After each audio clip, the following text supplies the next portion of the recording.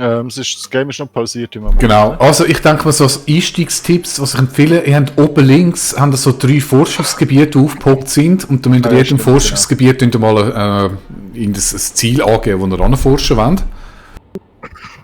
Noch ganz wichtig ist, dass dieses Zeug ist random und nicht Forschung, meinst du? Ja. Oh, das sieht aber schon recht geil aus. Ich hatte das gar nicht so geile Erinnerung gehabt. Wow, da kannst du richtig näher hinzoomen sogar. Wow, krass! Das sieht nach einer Sonne aus, wie ich sie mir so vorstelle. Wow, heftig. Okay, also, ich mache mal das volle Tutorial. Ja, ist gut zu wissen, danke. Bla bla bla bla bla, Situationsprotokoll aktualisieren. Ich kann nicht Forschungen queuen, oder? Nein. Es wird immer randommäßig dann wieder neue 3 Forschungsoptionen oder das kannst du auch 5 haben, je nachdem was erforscht oder... was ist denn das? 16 Handelswert? Aha, okay. Kann ich für alle 3 etwas auswählen? Ja, das habe ich jetzt auch so. Ja, jedem von diesen 3, was ist das, Physik und... Was hast du schon gemacht? Physik, Sozial und Ingenieur. Also ich habe da dreimal den gleichen Typ, einfach mit einer anderen Frisur. Ah nein, schau, der und der sieht sogar gleich aus. Wobei Frisur bei meiner Spezies noch so relativ ist. Also jetzt ich gebe einfach mal so den Start ein bisschen vor. Ich tue jetzt in jedem von diesen 3 Bereichen eine Technologie auswählen. Das ist mal das Wichtigste, was wir machen müssen. Und welche ist ja dir eigentlich egal, oder? Es ist immer verschieden. Du hast nie fest vorgehende. Es sind zwar immer die gleichen Technologien, aber es sind immer 3 andere Optionen, die präsentiert werden. Darum kann ich dir nicht sagen, was du jetzt hast und was für dich am meisten Sinn macht. Ja, ich habe etwas ausgewählt, das ist alles gut. Dort haben wir das Sektoren. Also, wenn ihr jetzt all die gemacht habt, dann geht ihr am besten auf die Sektorenkarte, auf Galaxiekarte. Und zwar ist das unten in der Mitte. Rechts, dort hat es so ein Icon Galaxiekarte. Ja. Wenn ihr auf die draufklickt, dann seht ihr die ganze komplette Galaxie, wo wir drin leben. Wow! Ich sag mal, ich bin oben in der Mitte. Du bist im Shadow Nebula. Oh, wir haben jetzt ohne dran, ja. geteamt, oder? Hätten wir das noch müssen? Nein, das können wir, das ist schon gut. Aber genau, das ist gut. Wir sind ja so ein Team, solange ihr mir sagt, was ich muss machen und ich euch dann kann vernichten. Genau, ich bin oben unterhalb vom Shadow Nebula.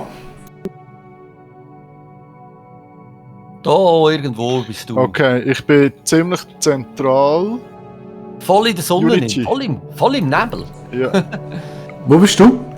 Unity, ein bisschen südlich von dir. Also ziemlich südlich. Ja, du siehst, die Sachen siehst du nicht, du siehst nur die so weiss ausprägt sind. Oder? Unity? Ja, aber das ist wahrscheinlich Unity, heisst es bei dir. Nein. Ich habe kein Unity. Ich habe auch kein Unity. Seht ihr Daturi Expense? Nein. Spielst du auf Ja, Englisch? ja, doch, den sehen wir. Das ist einer der grossen. Okay, geht rechts davon. Okay, klar. Also bist du eigentlich Unity. links vom Zentrum. Ja, genau, links vom Zentrum. Okay. Genau. Und zwar ziemlich nah am Zentrum. Okay, gut. Und du? Also, ich bin ganz im Osten. Also rechts? Ja, ganz im Osten. Valzurus Nebula. Ja, genau, ungefähr die. Klar. Also, dann sind wir relativ weit auseinander, werden wir nicht so schnell Kontakt haben. Was ihr jetzt als allererstes machen, ihr habt, wenn ihr rechts schaut im Outliner rein, dann seht ihr zum einen euren Planeten, den ihr im Moment habt. Da komme ich nachher drauf zurück. Wo muss ich rein? Sorry, warte schnell, ich mache mal da Galaxie schließen. Ja, Nein, okay. nein, bleib in der Galaxie. Willst jetzt deinen ersten Befehl geben? Ah, da, der Outliner, jetzt habe ich es gecheckt. Genau. Ja, Kuchinando, wir machen da sozusagen ein Tutorial von dem Spiel. Genau. Also. Das ist also für Einsteiger sehr gut. Ja, Einmal. Wenn du es hast, darfst du noch einsteigen. Ja, und vor allem müssten wir jetzt gerade kommen.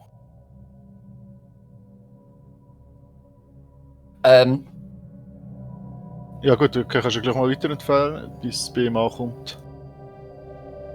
Okay, also ich habe hier Sektoren. Ja. Ich habe... Dann lassen wir mal. Du hast nachher die Reichshauptstadt, das ist dein erster Planet, den schauen wir nachher an. Du hast das Schiffswerk, das schauen wir auch nachher an. Dann die Militärflotte besteht im Moment bei jedem aus 3 Fregatten, die werden dort irgendwo rumkreisen, die kannst du mal so sein lassen. Dann Zivilschiff, das sind jetzt mal die ersten 2 Befehle, die du geben musst. Konstruktions- und Forschungsschiff. Genau. Als allererstes nimmst du das Forschungsschiff, klickst das an. Jawohl. Und dann siehst du auf diesen Sternenlinien, in welchem benachbarten System dass du fliegen kannst. Und dann tust du eins mal von denen auswählen, klickst rechts drauf auf das System und sagst System erkunden. Dann fliegt das Forschungsschiff dort hin und tut sämtliche Planeten in dem System ab, einen nach dem anderen abscannen und schauen, was gibt es für Ressourcen. System erkunden, nicht aufdecken. Erkunden, genau. Was ist der Unterschied zwischen aufdecken und erkunden? Aufdecken fliegt er einfach nur an und deckt das System auf, aber er tut nicht die einzelnen Planeten scannen. Aber du musst es scannen, weil du kannst das System nur in Beschlag nehmen, wenn du es komplett gescannt hast. Okay. Und jetzt tust du eigentlich mit dem Erkundungsschiff oder dem Forschungsschiff ein System nach dem anderen irgendwie so ein bisschen im sinnvollen Radius abscannen und schauen, wo hat es was und wo macht es Sinn zum Expandieren. Und wo hat es coole Planeten, wo man irgendwie viel Ganz genau, richtig. Du wirst während dem Erkunden einmal so eine Nachricht bekommen, wie zum Beispiel Forschungsschiff XY hat Anomalie gefunden.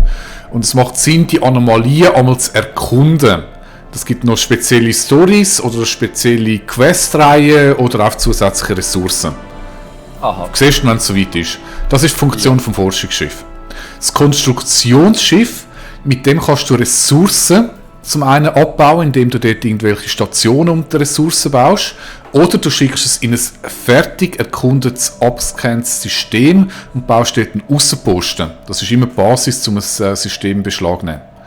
Ja. Wenn du jetzt dein Hauptsystem anschaust, dann siehst du die Ressourcen, die im Moment noch nicht erschlossen sind auf der Galaxiekarte. Da wirst du wahrscheinlich Energie haben, ein bisschen Erz und vermutlich die ein oder andere Forschungsressourcen.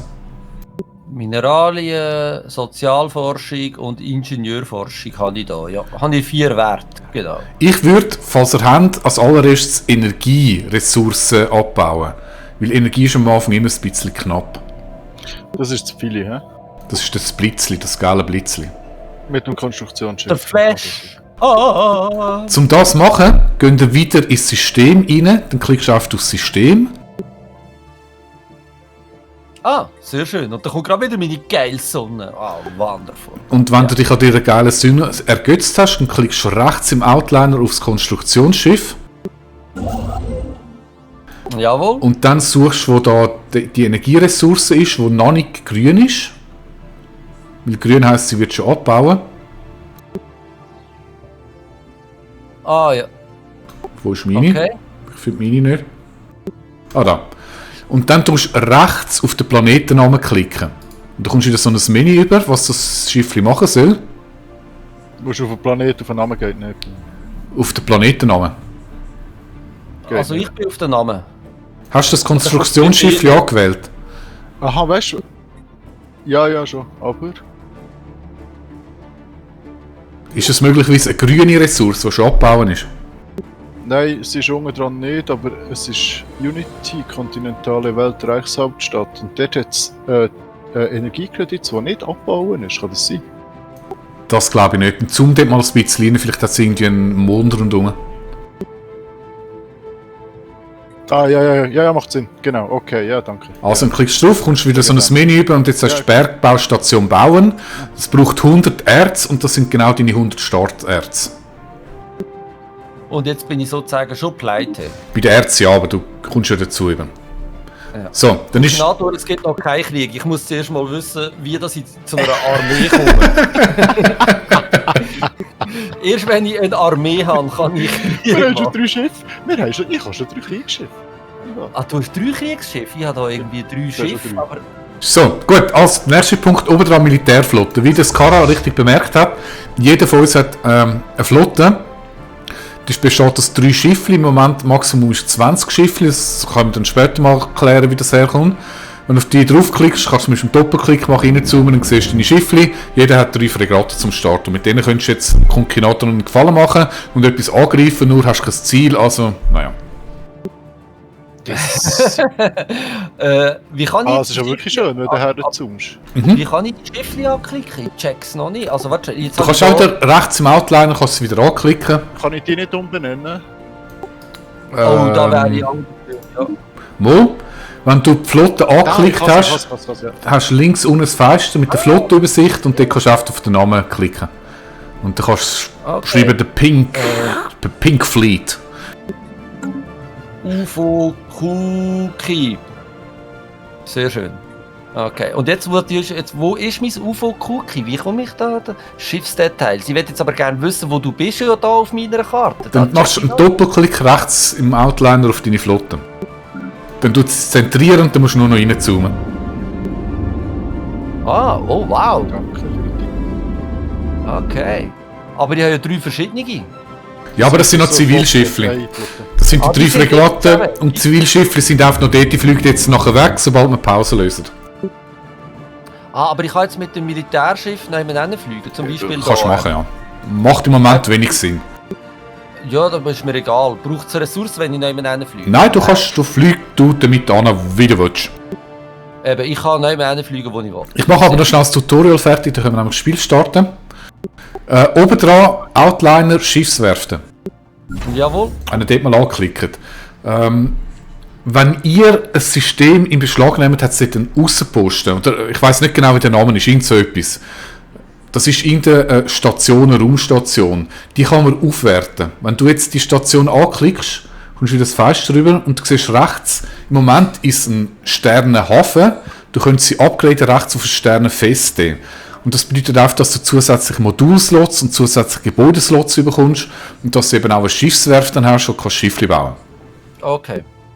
In dem Modul ist im Moment alles ausgebaut. Dort hast du ein Schiffswerftmodul, darum ist in der Schiffswerft ausgewiesen im Outliner, plus ein Handelsknoten. Handelsknoten schauen wir dann im Laufe des Spiels an. Ist im Moment nicht so wichtig. Und das Besatzungsquartier, das Gebäude, das du drauf installiert hast, das macht, wenn deine Flotte stationiert ist bei der Raumstation, dann tut sie weniger Unterhalt generieren. Aha. Aber das könnt ihr dann selber auch ein bisschen herausfinden, oder, während dem Spiel, oder halt einfach fragen, ich weiß auch nicht alles. Verbessern kannst du im Moment nicht zu einer Sternenfest, du kostet viel zu viele Ressourcen. Verteidigung lasse ich im Moment noch weg, du kannst eine Plattform bauen, habe ich bis jetzt noch nie gemacht, so weit bin ich noch nicht gewesen. Und das dritte Schiffswerft, das ist ganz wichtig, das ist dort, wo ihr neue Schiffe bauen. Also ihr könnt jetzt zum Beispiel neue Korvetten machen, das ist im Moment die Klasse Schiffe, die ihr machen könnt. Ihr könnt zusätzlich Konstruktionsschiffe machen, würde ich im Moment noch nicht machen, das braucht ihr lange noch nicht, weil ihr zu wenig Ressourcen habt, um parallel zu bauen. Kolonieschiff, sobald ihr einen coolen Planet... Das Forschungsschiff, oder? Ja, warte jetzt doch. Kolonieschiff, wenn ihr irgendeinen coolen Planet gefunden habt, könnt ihr das Kolonieschiff bauen, kolonisieren und Forschungsschiff. Und mein Tipp ist, möglichst schnell ein zweites Forschungsschiff bauen, damit ihr schneller das System erkunden könnt. Okay. Kann man im Moment bereits einen Auftrag geben, weil es braucht 100 Legierung und das haben wir. Was wichtig ist, ein Forschungsschiff braucht immer einen Anführer, damit es kommandiert werden kann. Und den Anführer werden ihr euch im Moment noch nicht leisten können, darum macht es eventuell Sinn, noch kein Forschungsschiff zu machen, weil das kostet wieder Unterhalt. Okay. Ja, und darum gehen wir jetzt schnell aus dem Fenster raus. Dann geht ihr links im Spiel, wenn ihr dort auf den Balken geht und klappt den auf. Und dann geht ihr dort zuunterst unten auf den Punkt Anführer. Ansprüche und Anführer, ja. Dann seht ihr die Anführer, die ihr im Moment habt. Ihr habt einen Gouverneur, der Planeten verwaltet. Der gibt gewisse Boni auf Planeten. Das ist das grüne Kreis unten dran. Das ist der, der gewählt wird, oder? Ich habe einen weiblichen Gouverneur, so geil! Der Gouverneur ist der, der die Sektoren oder Planeten verwaltet, das ist nicht der, der gewählt wird. Der gewählt wird, ist der Präsident. Muss zuerst umbenennen. Skara... wie heisst der? Kann ich den umbenennen? Ja, fast. Das sind jetzt die ganz wichtigen Sachen in dem Spiel. Ja, das ist das Wichtigste. Hallo! Pink ich kann den nicht umbenennen. Emperor. Ich kann den nicht umbenennen. Ah, doch! Sehr schön, sehr schön. Also, wir nehmen hier... Aber ich könnte ja rekrutieren. Ja. Sorry, jetzt habe ich wieder vom Ding ab. Also, das erste Gouverneure zur Planetenverwaltung. Das zweite Wissenschaftler. Ihr habt pro Forschungsgebiet Physik, Sozial, Ingenieursforschung braucht ihr einen von diesen Wissenschaftlern. Wenn ihr ihn nicht habt, dann geht die Forschung auf die langsamer. Im Moment ist in jedem Bereich schon einer zugeteilt. Und dann habt ihr einen, der euer Forschungsschiff kommandieren tut. Wenn ihr jetzt ein zweites Forschungsschiff baut, müsst ihr einen neuen Wissenschaftler rekrutieren, der das regieren tut, oder der Captain ist dort. Rekrutieren kostet 200 Energie, haben wir im Moment noch nicht. Darum habe ich gesagt, eventuell macht es Sinn, noch ein bisschen zu warten mit der Konstruktion, bis wir die 200 Energie haben, damit wir überhaupt einen Wissenschaftler können, rekrutieren, weil vorher können wir das Schiff gar nicht nutzen. Klar? Ach, Aber es geht im Moment, bis das Schiff gebaut ist, und das bedeutet, und jetzt wollen wir einfach Power Gamen, mehr oder mal Ding. Ja, Es ja. gibt 60 beschissene Runden, bis das Schiff gebaut ist. Also ist egal, komm, es macht im Moment, sind wir im Mikrobereich, macht nicht viel aus. Ich sage es einfach so von der Mechanik her, damit ihr versteht, wie das zusammengreift. Dritte, Admiral ist klar. Baust du kein Schiff? Baust du kein Schiff? Mal, ich baue jetzt nicht gerade eins, jetzt hör doch auf. Also, ich Das baue dritte, Admiral ist klar, da könnt ihr bei der Militärflotte draufklicken und einen Admiral zuteilen. Ein Admiral, je nachdem was für Fähigkeit hat, gibt einen Bonus auf die Flotte. Ja, ja. General ist für Verteidigung von einer Planetenarmee oder auch von planetaren Invasionsarmeen. Braucht im Moment noch nicht. Soviel zu dafür. Gut. Dann nochmal rechts Outliner, das letzte und ich glaube das Wichtigste, und da können wir loslassen, ist der Planet. Jetzt klickt ihr mal auf euren Planet. Das ist im Moment die Reichshauptstadt. Okay, jawohl. So, jetzt ist es kompliziert. 3 Stadtbezirke habe ich, sehr schön. Also, ihr verwaltet eure Planeten da und das ist komplett neu seit dem Update, darum bin ich jetzt auch noch nicht so wirklich so absolute Fachmann. Ich gehe schnell durch. Ihr habt Distrikt, ihr habt Gebäude. Gebäude-Slots werden freigeschaltet, aber eine gewisse Anzahl von Bevölkerung. Im Moment habe ich zum Beispiel 32 Bevölkerung, ich nehme an, das ist bei uns das Gleiche. Und habe noch 2 Slots frei zum Gebäude machen.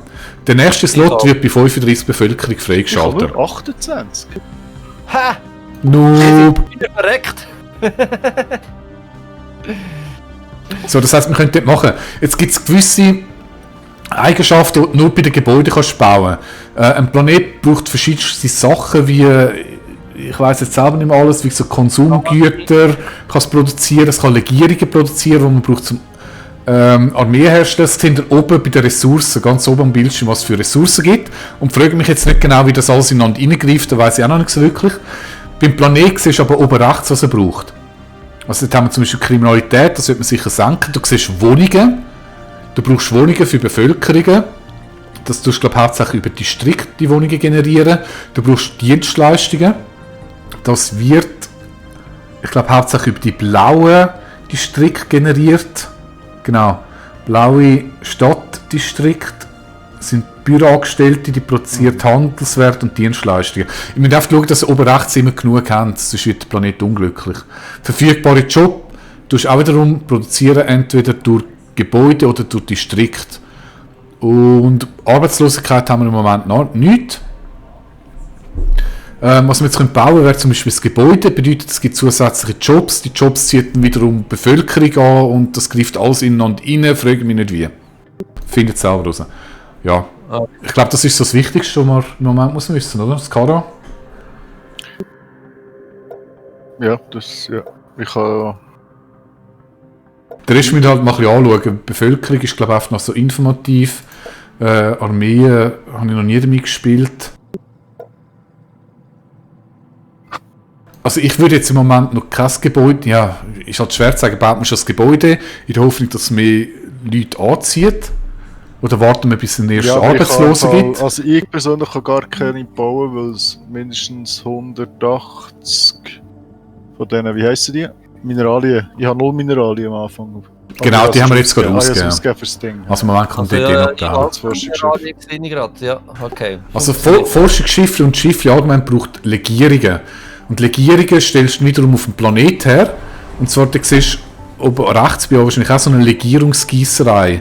Und das kannst Legierungsgießerei und die Umwandlungsgebäude kannst du nur bei Gebäuden bauen. Und das tut Mineralien in Legierung umwandeln. Also du siehst, wenn du drauf fährst mit dem Cursor, siehst du, wie der Wert ist. Genau. Du tust aus 12 Mineralien machst du 6 Legierungen pro Arbeiter, der dort arbeitet. Und du kannst dort 2 Metallurgen reinschmeißen, die dann entsprechend aus 24 Mineralien 12 Legierungen baut, oder? Und so tut sich das alles in. Wie bist du auf die gekommen? Auf Gebäude? Nein, auf die einzelnen Leute zuweisen. Gibt es auch irgendeinen Bildschirm? Ah, Das ist bei der Bevölkerung, genau. Ja, genau, okay. Sorry. Im Moment ist alles voll. Wenn du jetzt ein zusätzliches Gebäude bauen, dann hast du ja einen Arbeitsplatzüberfluss. Dann tut das System das irgendwie nach bestem Wissen und Gewissen priorisieren, aber du kannst über die Bevölkerung das dann irgendwie selber priorisieren, Micromanagement machen. Okay, wie kann ich nur schnell noch ein Distrikt, mehr Distrikts machen?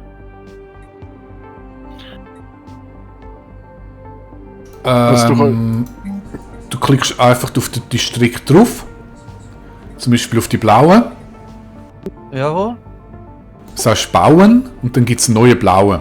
Fehlt aber mit Sicherheit Erz. Ja, ich sehe es. Es fehlen mir ein paar. Ja, nur ein paar. Okay.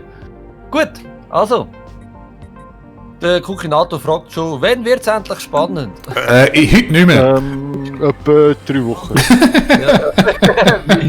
Spätestens, frühestens. Also spannend wird es, wenn man da einfach mal ein bisschen schaut, wie geil das aussieht. Also ich gebe jetzt auch noch das Forschungsschiff in Auftrag. Und Du dann... schnell schauen, ob ihr auch die Geschwindigkeit verändern oder kann das nur ich? Ich habe es jetzt... Irgendjemand kann. Ich habe es jetzt deaktiviert, ja. Kann wahrscheinlich jeder. Ich habe es wieder gestoppt. Ja, spielen wir normale Geschwindigkeit, oder? Oder wollen wir noch langsamer für den Anfang? Ja, man kann ja sagen, hey, Schnellpause oder weiss ich was. Ja, wir spielen einfach mal normal weiter, komm. Ah, und dann kannst du noch das Schiff selber designen. What the fuck, das ist Richtig, krass, ja. Im Moment ist es auf automatisch, aber ich würde sagen, lass im Moment mal automatisch, das können wir dann später anschauen. Es ist jetzt ein Kukinator langweilig. Ja, gut, das wird ihm sowieso. Wenn er will nur Krieg. Ja, dann Kukinator, dann gang zum anderen Stream. Nein, der Krieg kommt ja schon noch. Ich hätte einen Vorschlag. Gamerocker, komm, wir treffen uns mit unseren Kriegsschiffen irgendwo in der Mitte und lassen die mal voneinander los. Also gut. Du wirst kaum dich treffen können im Moment.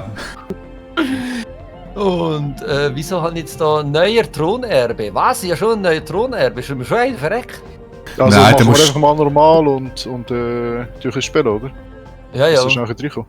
Und wir können es ein bisschen langsamer laufen lassen, wenn ihr zuerst noch das Zeug anschauen wollt. Aber lass mal laufen, von mir aus auf der langsamsten Geschwindigkeit. Einfach, dass wir mal sehen, was passiert. Nicht sehr schnell. Ich kann nur Ja, tu mal lösen. sehr langsam. Machen wir langsam, hä? Also, jetzt ist auf Langsam. Langsam, genau. Jetzt, wenn ihr im Systemübersicht sind, sendet es das Konstruktionsschiff und das Forschungsschiff wegfliegen und ihre Aufträge abarbeiten. Also ich mache eins schneller, oder hat jemand den Grund nicht? Wir müssen warten, bis etwas geht, oder? Ja, also bei mir passiert noch gar nichts. Ich sehe noch gar nichts. Ja, es sei denn, ihr wollt doch ein bisschen durch die Menüs durchklicken, links, oben und all das Zeug und Sachen, aber... Also mit dir sagen. Normal ist für mich okay. Machen wir mal normal. Oh, Lex, das war aber schnell gewesen, das ist normal. Lex, ich habe das Schiff gar nicht gesehen, so schnell ist das hier angekommen, wo es hätte sollen. Mein Forschungsschiff ist schon vorgekommen und Ja, wir es ist wirklich schnell gegangen. sind schon am Forschen. Jetzt müsste ich da einen neuen Anführer haben. Was kostet ein neuer Anführer? Hey, weißt du, es geht das Moment, bis das Bauen ist. Ja, das habe ich ja nicht gewusst, oder? Ich habe dich gefragt, machst du Aber auch, jetzt, machst also du? jetzt habe ich genug Kohle für den Anführer. Ich noch nicht ganz, aber jetzt geht. Nächster Tick. Aber ich weiß nicht, welchen nehmen. Entdeckung von Alienleben. Oh. Wahrscheinlich sind wir nicht alleine hier draußen. Ah, sehr schön. Okay. Also am besten schaust du bei den Eigenschaften, ob irgendetwas Interessantes hat, und wenn nicht, nimmst du am besten die jüngste. Und jetzt kann ich.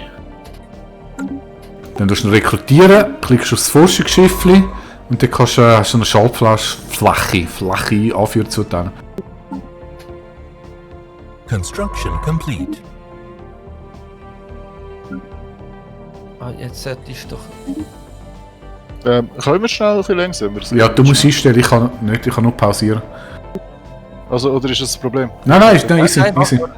Ist gut, weißt du, ich bin da nur am Lesen. Wobei, wenn man natürlich deine Pass of Exile Geschwindigkeit anschaut, muss ich sagen, mach Vollgas. Ja, warte jetzt noch zu haben. Ich habe eine potenzielle Kolonie gefunden, was ja super ist. Ah, der ist Schon. jetzt da forschen, okay. Ja, kein Anführer zugeteilt. Und jetzt wäre noch einer. Wer will die? Ja, schau, bei den Eigenschaften, ob er irgendetwas Cooles hat, zum Anomalien erkunden oder Ja, Scan-Geschwindigkeit oder so. Und Da habe ich. dann nimmst du den und sonst nimmst du einfach den Jüngsten. Der Jüngste macht noch Sinn. Ja, logisch, der lebt halt oft länger. Genau. Und der muss jetzt irgendwie dem Schiff zuweisen, oder? Wie ist das? Dann klickst du auf das Forschungsschiff, das du neu gebaut hast. Anführer zuteilen, ja, I see. Also, Und dann nimmst du das Forschungsschiff und schickst es in ein anderes unbekanntes System und machst genau das gleiche mit dem ersten. Es ist nun möglich, Planeten innerhalb unserer Grenzen zu kontrollieren. Für das muss ich da die Dinge aufbauen, oder da der Outpost. Als allererstes musst du das komplette System scannen, damit es nicht mehr grau ist, der Name, sondern weiß. Und dann kannst du mit dem Konstruktionsschiff Rechtsklick auf das System machen und dort eine Sternenbasis Außenposten bauen. Und dann gehört das System dir. okay. Das Konstruktionsschiff hat nichts zu tun. Ganz schlecht. Ja, wobei, also jetzt musst du ein bisschen aufpassen, dass nicht grad, ich meine, ja, du kannst natürlich jetzt neue Ressourcen abbauen, kostet alles Energie.